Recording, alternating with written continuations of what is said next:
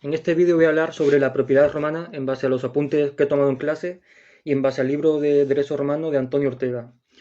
Empezaré hablando sobre una definición amplia de la propiedad romana, seguiré hablando sobre los tres conceptos fundamentales que engloban la propiedad romana, seguiré con las clases de propiedad, con la defensa del dominio y las limitaciones de la propiedad y por último acabaré con el condominium o copropiedad.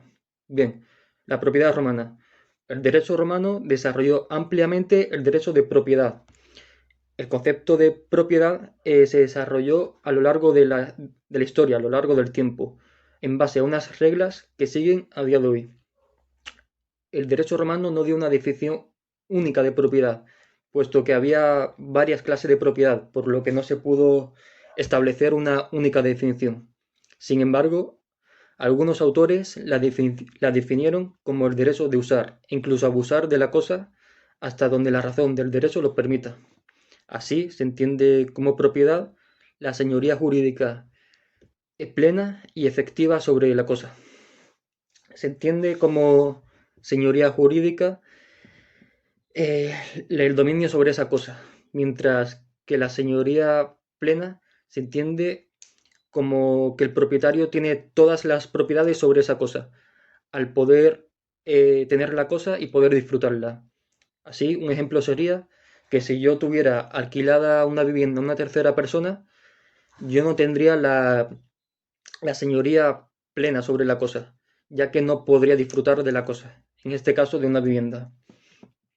Por tanto, al hablar de la cosa, nos referiremos a tres puntos fundamentales.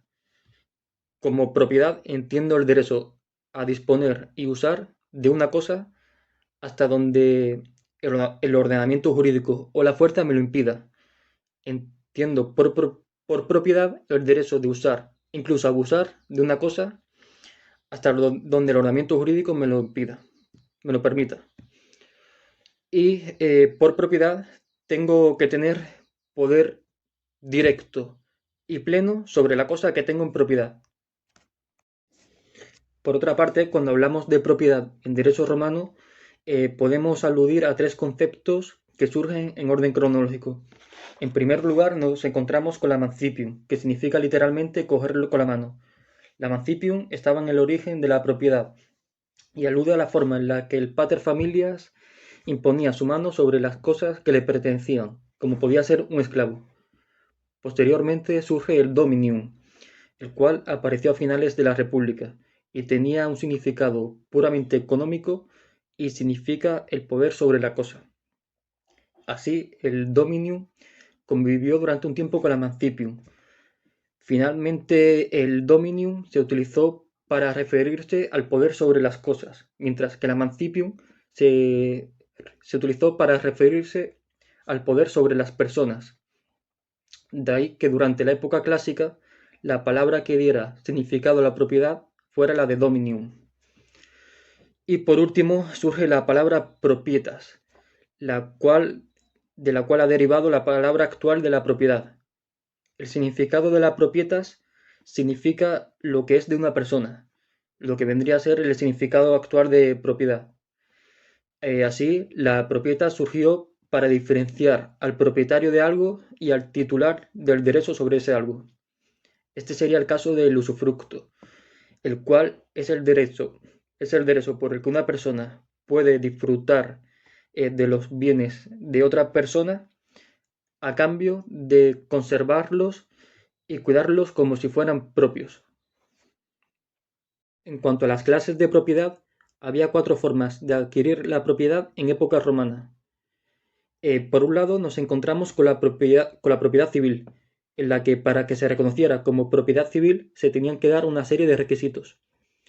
Estos requisitos eran que el propietario tenía que ser un ciudadano romano, que la propiedad se tenía que encontrar en Roma o en suelo itálico, y que para adquirir dicha propiedad se tenía que realizar mediante el ius civile, es decir, mediante la emancipatio, el in iures cessio y mediante la traditio, las cuales eran las formas de adquirir la propiedad en época romana, mediante el ius civile. Eh, por otro lado, para reivindicar el poder de propiedad, nos encontramos con la actio in rem, la cual tomaría el nombre de actio reivindicatoria, es decir, para reivindicar algo que es mío. Además, nos encontramos con la propiedad pretoria, en la cual se puede incluir situaciones mediante las que el pretor establece la propiedad. Así, para las situaciones en las que la propiedad no se podía establecer mediante la propiedad civil, se encontraba la propiedad pretoria.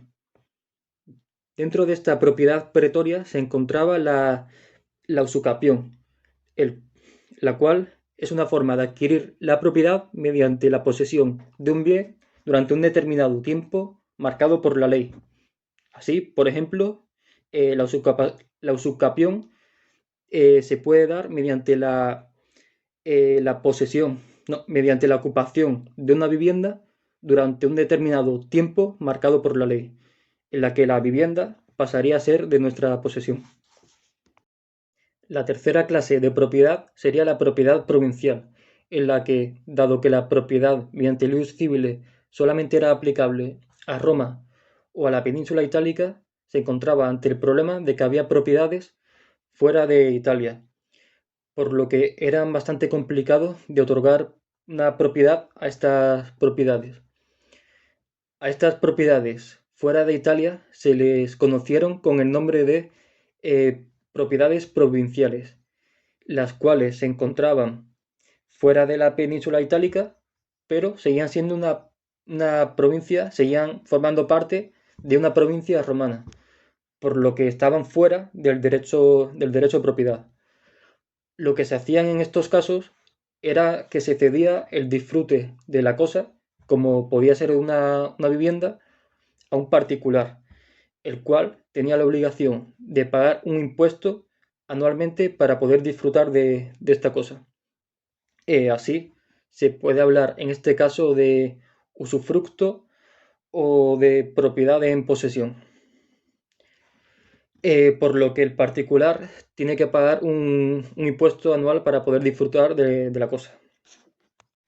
La última clase de propiedad sería la propiedad peregrina, en la que los extranjeros, como no podían adquirir la propiedad a través del ius civile, ya que el ius civile tenía como requisito la ciudadanía romana, iban a través del ius gentium, mediante el cual bastaba con la traditio. Sin embargo, esta propiedad peregrina era mucho más débil que las anteriores, ya que no precisaba del ius civile, sino del ius gentium. Aún así, con el transcurso del tiempo, esta propiedad fue evolucionando y cobrando cada vez una mayor protección.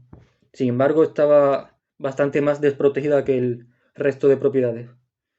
Al final, la propiedad peregrina desaparece cuando se da la ciudadanía romana a todos los habitantes del imperio, por lo que todos los habitantes pasan a regirse por el ius civile, desapareciendo de esta manera el ius gentium. Por otro lado, en cuanto a la defensa del dominium, esta se puede llevar a cabo a través de la reivindicatio, en la cual es una acción real sobre las cosas en la que el propietario civil se dirige contra quien posee el objeto de su dominio, con el fin de recuperar el derecho a tener este objeto, así como la devolución del mismo. La reivindicatio es la acción más típica de defensa de la propiedad. Sin embargo, hay una excepción, y es que no te quitan algo si lo que posees lo posees a través de otro. Por ejemplo, una casa alquilada de la que quieres recuperar la posesión. En este caso, no se podría recuperar a través de la reivindicatio, puesto que la casa se encuentra alquilada a alguien por un tiempo. Así, si se quisiera recuperar la posesión, sería a través de una acción personal a nivel contractual, lo cual sería otro tipo de acción. En cuanto a los requisitos procesales que requiere la reivindicatio, esto sería la existencia de un demandante, que es quien cree que es dueño de algo, y de un demandado, que es el poseedor de la cosa. Ahora voy a hacer referencia a las limitaciones de la propiedad, las cuales son las restricciones que imponen la ley sobre el uso de la cosa para el interés del colectivo o el interés de los vecinos. Estas restricciones son las siguientes.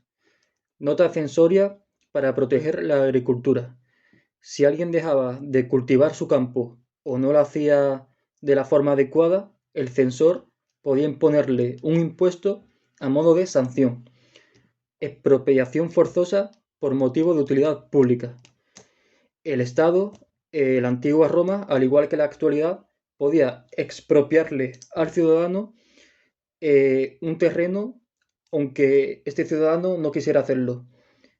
Los requisitos para que esto se llevara a cabo son que el terreno tenía que tener una utilidad pública y que se le tenía que pagar al ciudadano una indemnización. Limitaciones por motivos religiosos. No se podía sepultar o quemar cadáveres dentro de la ciudad, ni siquiera dentro de la casa. Esto también se da a la actualidad, pero por motivos de salubridad. La siguiente limitación sería la distancia entre edificios, mediante el cual se necesitaba una franja de separación entre edificios por motivos de utilidad pública, en concreto para evitar incendios. La siguiente limitación tenemos la altitud de los edificios, en la que había una limitación fijada de 70 pies como altitud máxima de un edificio. La siguiente sería otras disposiciones urbanísticas, la cual significa que si un propietario restauraba o reconstruía un edificio propio, tenía que conservar las formas y características originales. La siguiente limitación sería limitaciones a los fondos ribereños, la cual significa que aunque se tenga en propiedad un trozo de orilla, esa orilla de río debe ser de paso, sobre todo a nivel de pesca y de navegación. Esto vendría a ser una servidumbre de paso. La siguiente limitación sería el paso necesario, el cual significa que si se tiene una propiedad cerca de una vía pública, se tenía que mantener en buen estado ese trozo de vía pública que lindaba contigo. Así, si la vía pública fuera intransitable, se tenía que permitir el paso de la vía pública a través de la propiedad del individuo.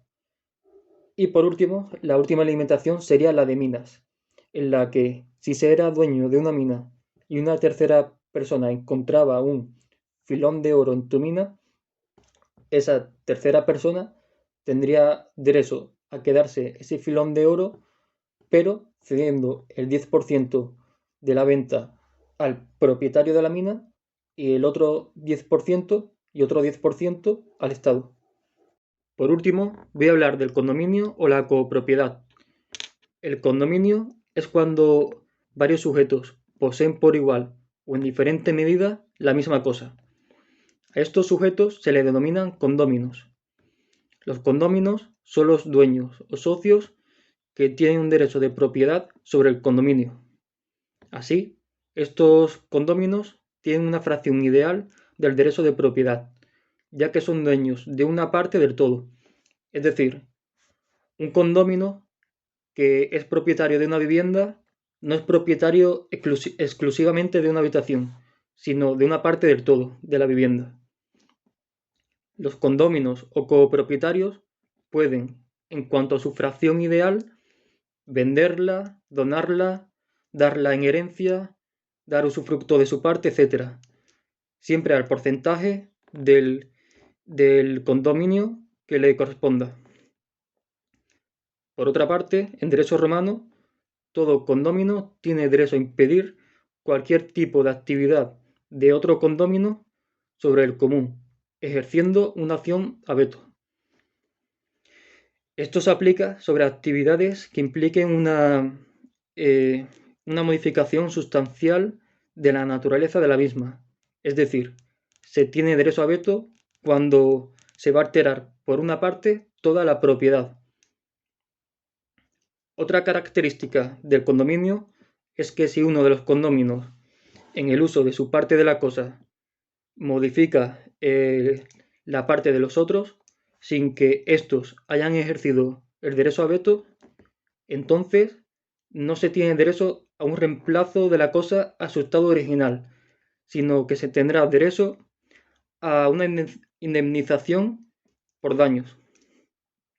Sin embargo, si la modificación se ha realizado en ausencia de los demás condóminos, entonces sí se tendrá derecho a un reemplazo de la cosa a su estado original. El condómino en sí es una relación jurídica poco estable, por lo que ya que un condominio implica la misma voluntad de todos sus condóminos durante la existencia de la relación jurídica del condominio. Así que el derecho romano quiso garantizar la división, prohibiendo los pactos por los que los condóminos englobaban entre sí se obligaban entre sí a nunca disolver una comunidad, favoreciendo que en futuro se pudiera disolver. Sin embargo, el derecho romano sí permitía este tipo de pactos o acuerdos, pero fijando un límite en el tiempo. Por último, en cuanto al fin del condominio, en el caso de que no hubiera acuerdo, el juez lo que hacía era dividir la cosa en partes proporcionales a la cuota de cada uno.